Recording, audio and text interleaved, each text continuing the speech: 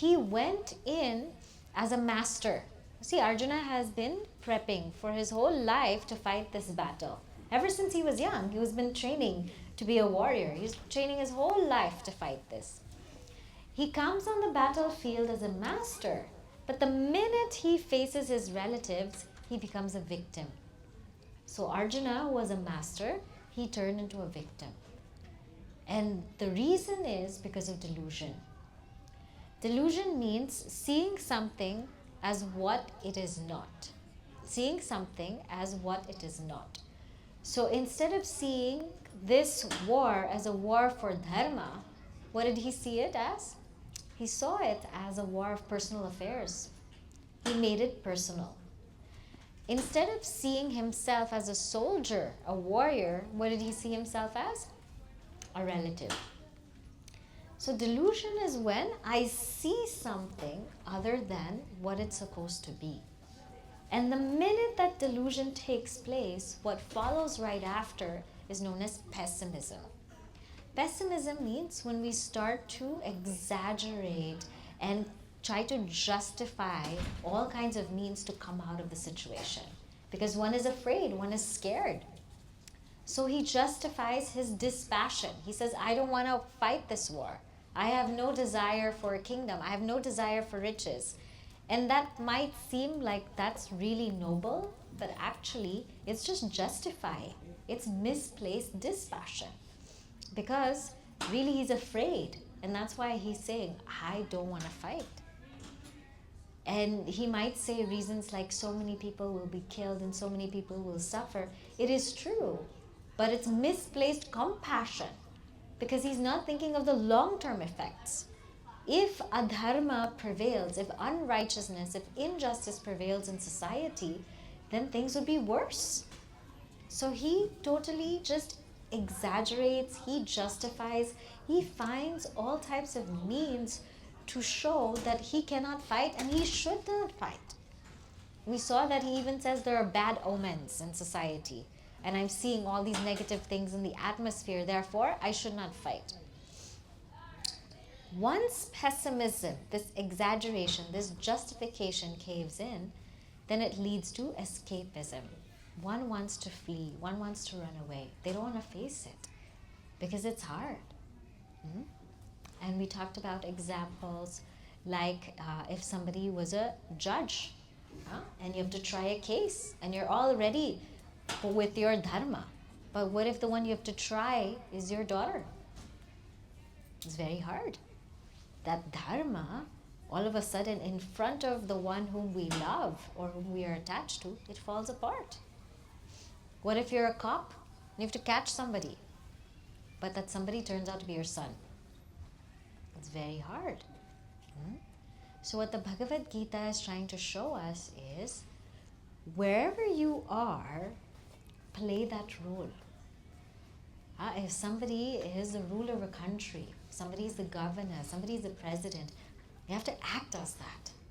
We can't do things as per what our family wants us to do because the dharma there is different. It's ruling a country.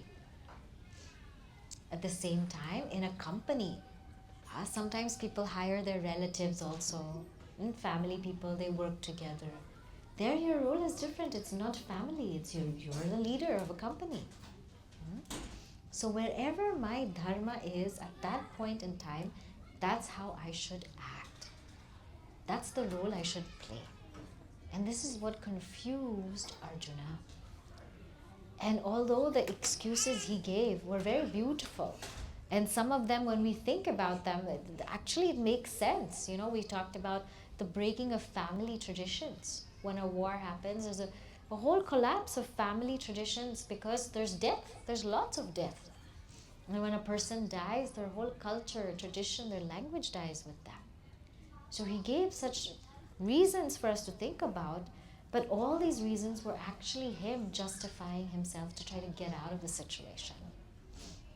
Because if he doesn't fight, then worse would happen. So now we're going to go into chapter 2. The first chapter was known as Arjuna Vishada Yoga, the yoga of Arjuna's grief, and it's all about Arjuna breaking down. Now, chapter 2 is called Sankhya Yoga, the yoga of knowledge. And as I explained to you before, yoga means something that unites us with the higher. So in the first chapter, what was uniting Arjuna with the higher? Grief. Grief is actually a powerful tool to unite to the higher.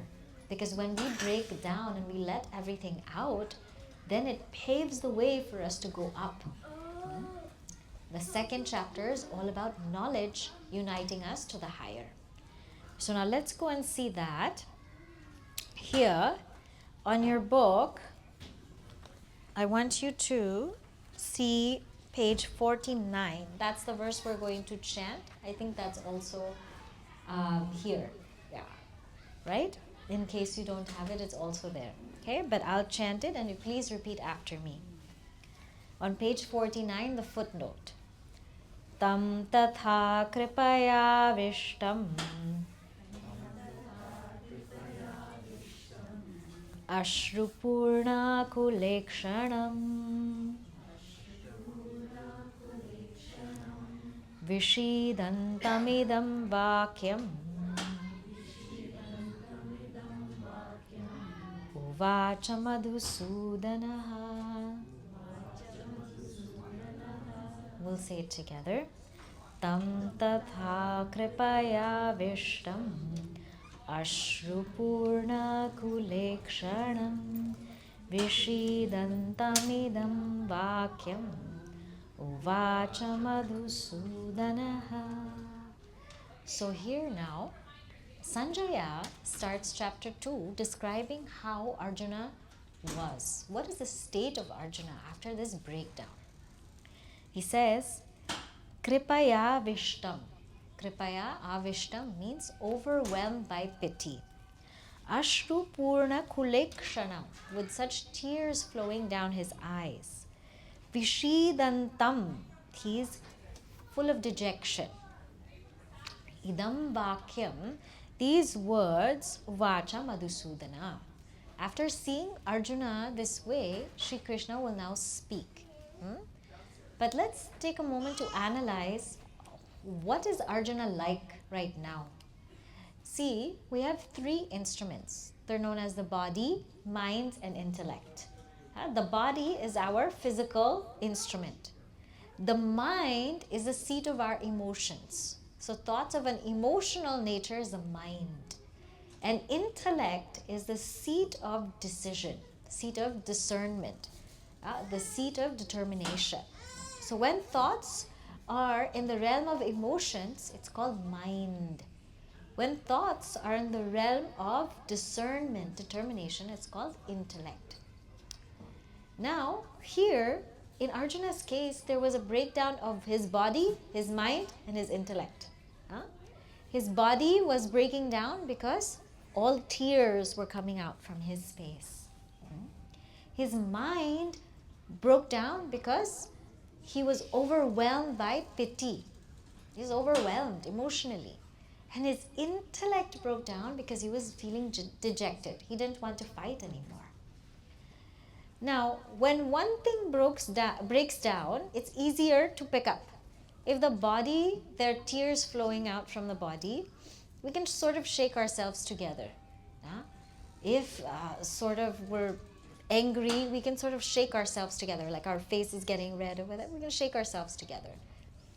If the mind starts to break down, if we get too emotional, we can sort of bring ourselves back and say, okay, just take a pause. Take a pause. If the mind is feeling really down, we can just take ourselves up and say, okay, just wait, it's okay, it's okay.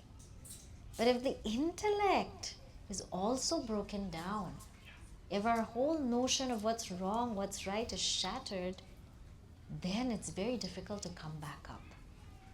And Arjuna had the breakdown of 3 things: his body, his mind, his intellect. It was not just his body, it was not just his mind, but even his intellect collapsed. So when somebody collapses like that, they don't know what to do.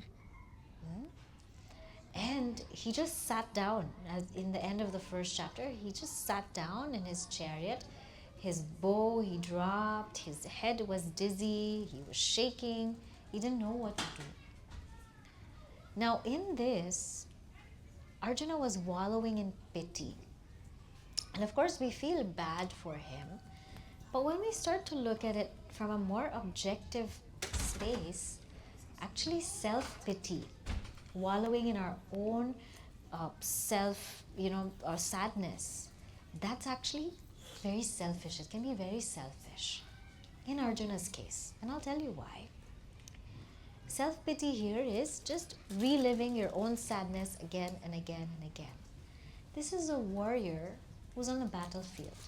His whole family came to war because he said he was going to fight. So many people left their homes, they left their families, and they are now there fighting that war.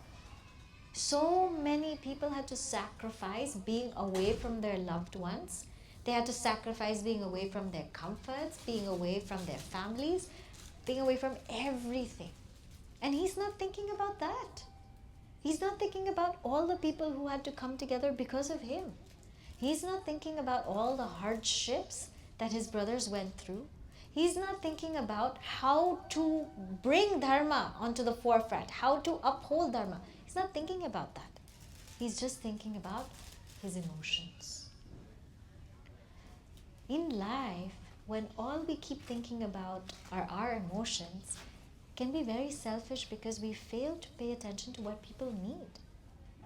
Somebody around us might need something, but if I'm in my own head, my own mind, I don't even know that. You know, sometimes we can be in the New York City subway, we're so absorbed with our own phones. We don't see somebody's elderly, they need a seat. Somebody's carrying so many things, they might need some help. We don't see it because we're in our own worlds. Being in our own worlds is a very selfish thing. And that's what happened to Arjuna.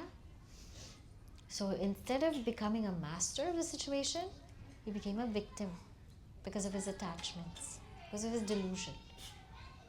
And he became full with self-pity and he broke down completely. Now, if you see in chapter 1, Sri Krishna barely speaks. He just says, behold, this is who you have to fight. That much. And Sri Krishna also could not interrupt him because he kept going on and on and on and on. Now, Sri Krishna is going to speak. Finally, in the second chapter, is when Sri Krishna really speaks. And the first thing Sri Krishna says is, he says, Kutastva Kashmalam. You can see the next one so that they can see the verse. Shri Bhagavan Vacha. Is that the one there? That's number 2? Yeah. Kutastva Kashmalamidam Vishame Samupasthitam Anarya Jushtamasvargyam Akirti Karam Arjuna.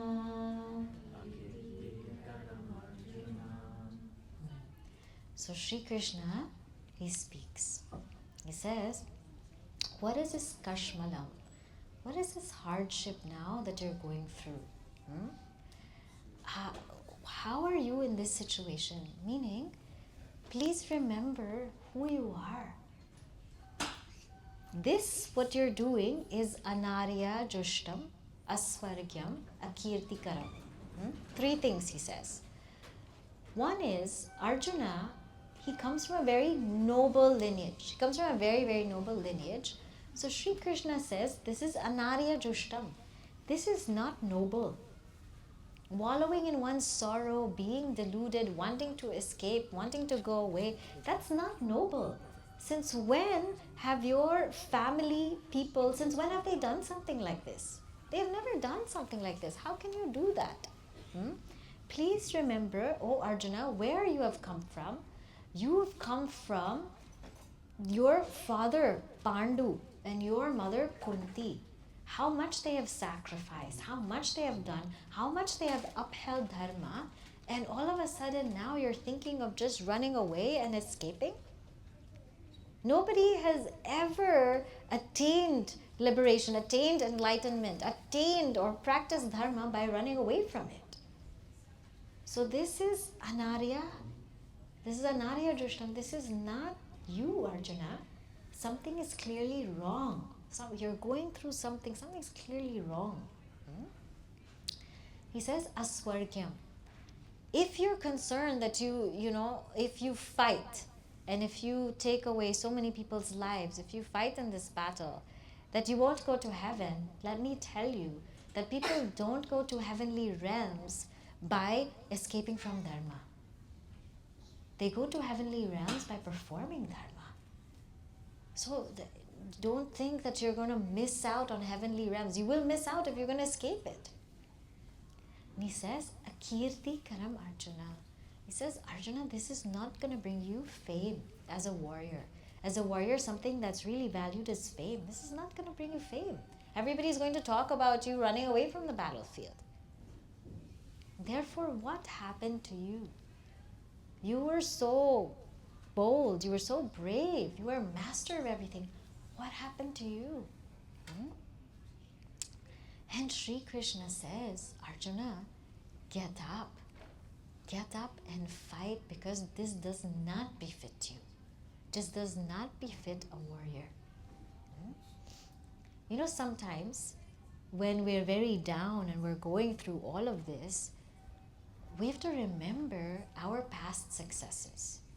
We have to remember what happened in the past, how we lifted ourselves in the past, how we got out of it. We have to remember those moments. And sometimes also, when we're feeling so low in life, we have to have a fight song. You have to have a song or a moment or a mantra that gets you up. For many people, it's Hanuman Chalisa. They listen to Hanuman Chalisa and then they get up, right? To have something that lifts you up. So Sri Krishna can't believe what's going on with Arjuna and says, what happened to you? Get up. I remember telling a story to the kids of no matter what happens, get up, dress up, show up, and grow up. No matter what happens, no matter what we feel like, we might not feel like getting up in the morning because now it's getting cold, it's getting dark, who wants to get up or get out of bed? Get up, right? We might not feel like going somewhere, just dress up. Just dress up. We might not want to face what's happening, just show up. That's it. Just get up, dress up, show up. The rest, it'll take care of itself. And grow up. Grow up. Because Arjuna was just being quite immature about everything. So Sri Krishna kept telling him, get up. Now Arjuna, in the verses that come, he says, I don't want to fight. I'd rather take bhiksha. I'd rather beg for food. I'd rather become a brahmachari or a sannyasi. I'd rather go become a monk. Why do I have to fight this war? You're telling me that, if I back out, I'm being ignoble. I'm not noble. Well, therefore, I'm not going to back out in that way. I'm going to just turn into a monk. I'm going to turn and get bhiksha. I'm going to escape. And is this really right for Arjuna? See, there's a difference between dispassion and escapism. And that's what some of us don't get. Escapism means trying to get out of something that I don't want to do. That's not dispassion. You might describe it as dispassion or make it look like dispassion.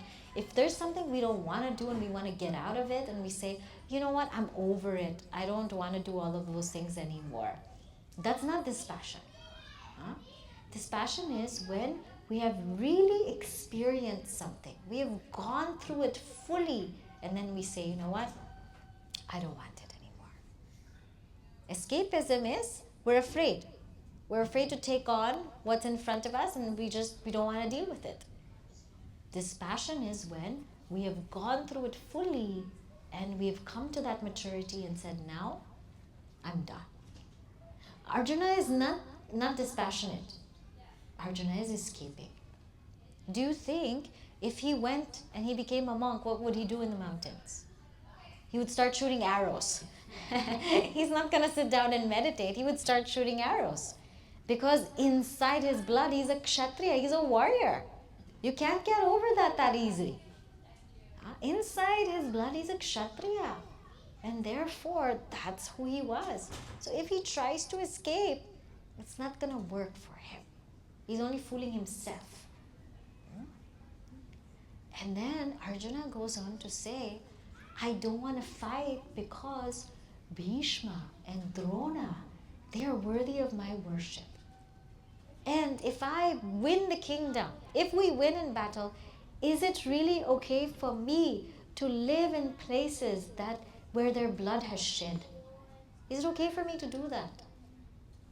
Now again, we might think this is such a good reason, but it's extremely selfish. He's thinking, is it okay for me? He's not thinking about dharma. He's not thinking about the overall good. He's thinking about, will I enjoy it? Will I be able to handle it? That's not what it's about. So finally, after Arjuna goes on and on and on, he says, I don't want to fight. I don't want to do this. I don't know what to do. And he just becomes quiet. He's silenced. And see, a point to note here is that Arjuna doesn't run away. He can physically run away, get up and run away, but he doesn't do it. He stays there. And because he stays there, he knows in his heart that there's something there. And once Arjuna finally settles down, he becomes quiet. He doesn't say anything. He keeps his mouth shut. It dawns on him. It dawns on him that he is confused. He doesn't know what to do. He's absolutely lost. And this is where Arjuna surrenders to Sri Krishna. So if you can look at verse number 7.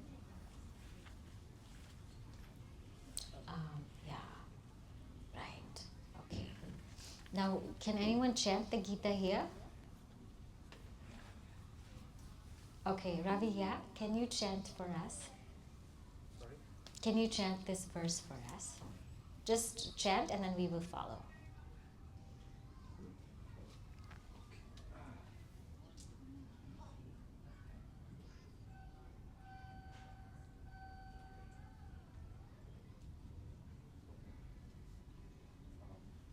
Karpanya-doshopahatasvabhavah. Okay, we'll all follow. Karpanya-doshopahatasvabhavah Pruchami tvam Pritchami tvam dharma-samudhachetaha. Dharma-samudhachetaha Dharma-samudhachetaha. Dharma-samudhachetaha Yachreyasya-nishchitam bruhi tanme. Yachreyasya nishchitam bruhi tanme Sishyasteham sadhimam tvam prapannam. Shishyasteham shadhimam tvam prapannam. So this is a very, very beautiful verse, 2.7. Karpanya dosho pahatasvabhavaha. Arjuna here, he surrenders to Lord Krishna. Surrenders to Lord Krishna, and this is how the Bhagavad Gita comes through. If Arjuna did not surrender to Lord Krishna would have never given the Bhagavad Gita. He says here, he comes up with his own diagnosis. Karpanya doshaha bhatasvabhavaha. I am overwhelmed with pity. And he says, Prichami tvam dharma samudhachetaha. I am confused as to my duty. So he's admitting, he's saying, Sri Krishna, Karpanya doshaha apahatasvabhavaha. I am overwhelmed with all of this pity and dharma samudhachetaha. I am completely confused. I don't know what to do. And he says, Yat shreyasyat nishchitam bruhitan me. You please tell me what is good for me. Tell me, because I don't know what to do. I'm confused. Shishyaste ham. I have now become your student. Shadi mam tvam prapannam. And I take refuge in you. Now see here, there are three types of people.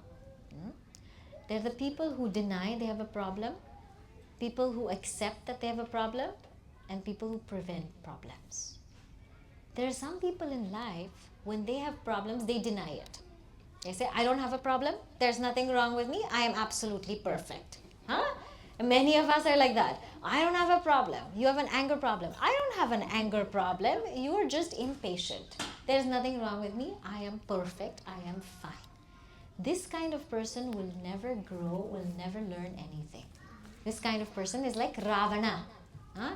So many people tell him there's something wrong with him. He doesn't believe there's anything wrong with him. He thinks he's right, oh right. Huh? So this person will never be able to get help. Huh? The second type of person is one who accepts, I have a problem. Yes, there is something wrong with me. And guess what? I need help. This is a very beautiful type of person. Because they say, yes, there is something wrong with me. I need to change. I need to fix this. But right now, I don't know what to do. I need help. And we might see this as somebody who's weak, but this is somebody who's really strong. It takes strength to acknowledge that I have a weakness. This is Arjuna. Accepts. There are people also who accept they have a problem, but they don't want to do anything about it. Like Duryodhana. I know I'm practicing a dharma, but there's nothing I can do. Some of us are also like that. We accept, yeah, there's something wrong with me, but there's nothing I can do. So this person also will not change. They will not change. The final type is one who prevents any problems from happening. This is like Lakshmana. Lakshmana sees what's about to come and he tells Sri Rama, I don't want to be like that. Please give me advice so that I don't become like that. So the beauty we should see about Arjuna is he accepts that he has a problem. That is a beautiful thing. And not only does he accept that he has a problem, he accepts he has a problem and he diagnoses his problem. He says, these are my problems. Karpanya dosha apahata swabhavaha. I am overwhelmed with pity and it's like my whole nature has been taken away from me. My nature as a kshatriya, as a warrior, has been taken away from me. And I am just confused right now. I feel like I'm supposed to fight, but something's holding me back. I can't bring myself to fight. It's not that I don't know Dharma Shastra. Arjuna learned Dharma Shastra throughout his whole life. It's not that he doesn't know it, but he says, I just am confused. And he tells Sri Krishna, now we're not friends. I am your shishya. Now I'm your student and you are my teacher. You instruct me. That's another thing. He takes the bhava or that emotion as a student. And he says, I am now your student. See, friends can give advice to each other, but it's always like you're even. Who will listen to whom? In a family, right? Husband and wife, mother and father, child and parent also.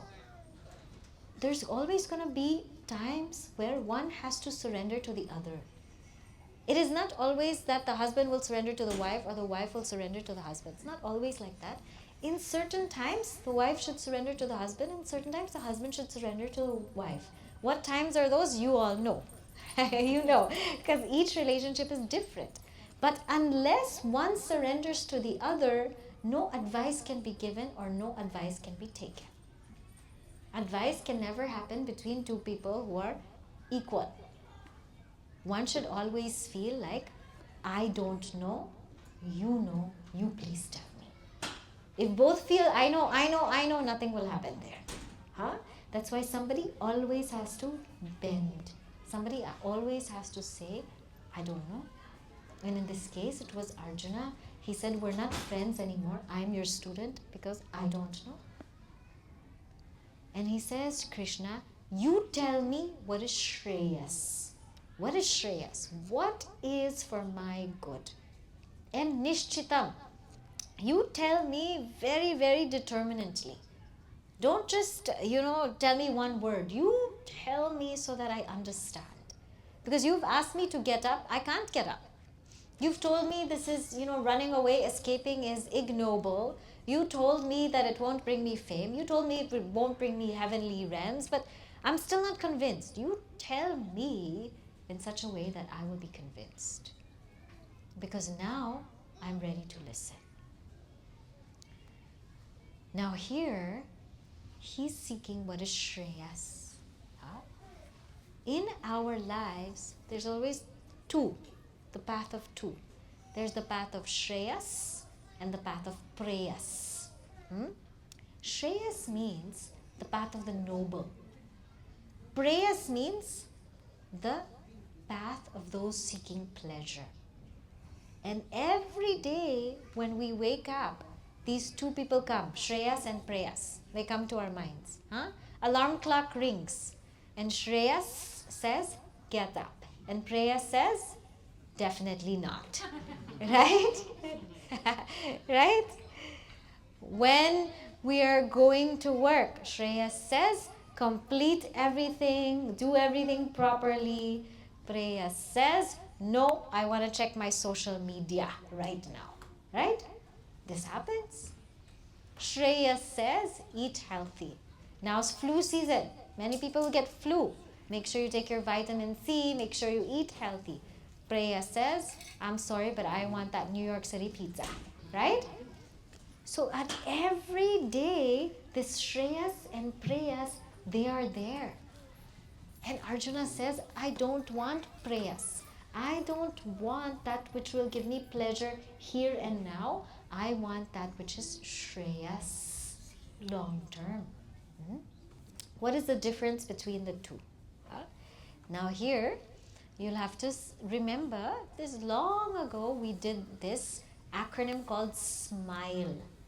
What makes us smile is called Shreyas.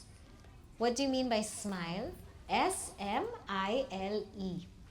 Shreyas is the path of the noble. So the S means Shreya. Shreya means the path of the noble. So when I have to make a decision in my life, I have to see how noble people walked. How did they decide to do things? How did they decide? Once I'm aware of how they've decided, then I have a clue to walk that path. Whereas Preyas is guided by what? How I feel like walking. I want to do this, so let me do this. It's not guided by how noble people walked. Shreyas, the M is what benefits maximum. What decision should I take now that will benefit maximum people? That is called Shreyas. What is Preyas? What benefits minimum. What makes the minimum healthy, the minimum wealthy, what makes the minimum excel and succeed. If I'm always thinking about minimum, a select group of people, what is that called? It's Preyas. It's Preyas.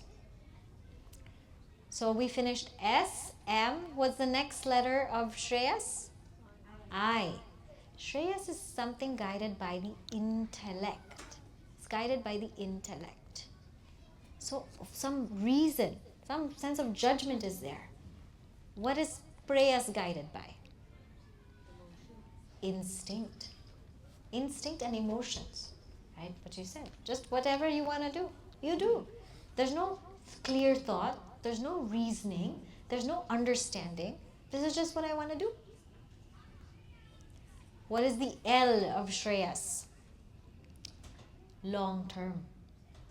This solution has long-term benefits. And for Preyas, short-term. Quick fix. This is going to make me feel good right now. Therefore, I want it.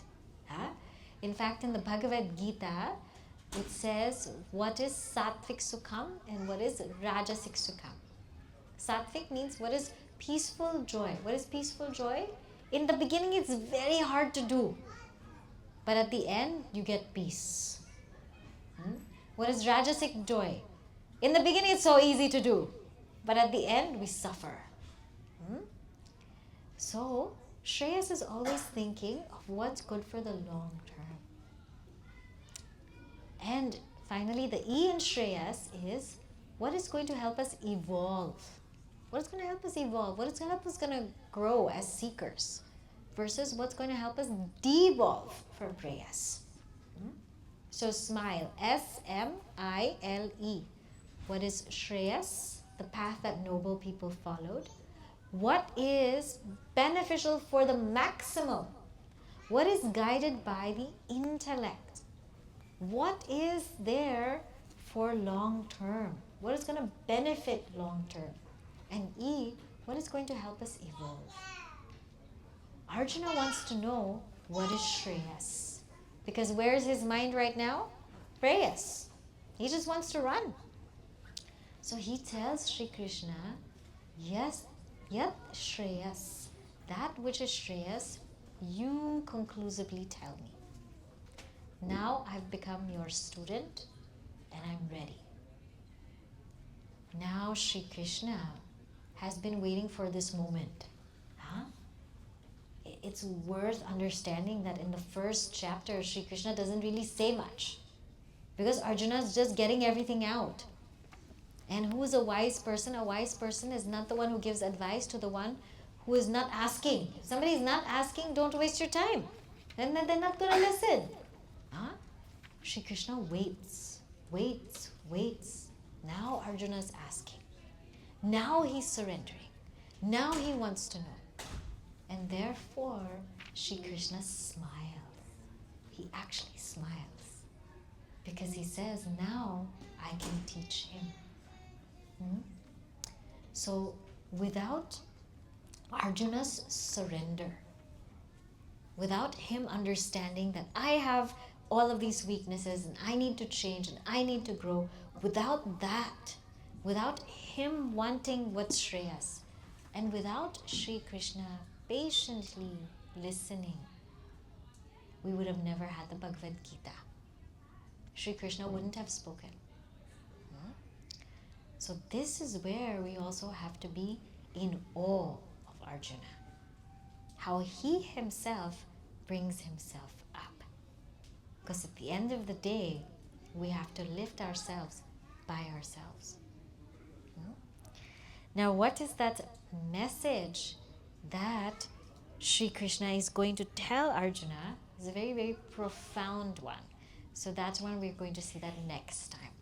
Okay? How Sri Krishna actually starts is he's going to tell Arjuna the nature of the self, the nature of the Atman. He's going to start from the absolute highest perspective. And then he's going to come to so many different perspectives to address Arjuna's situation.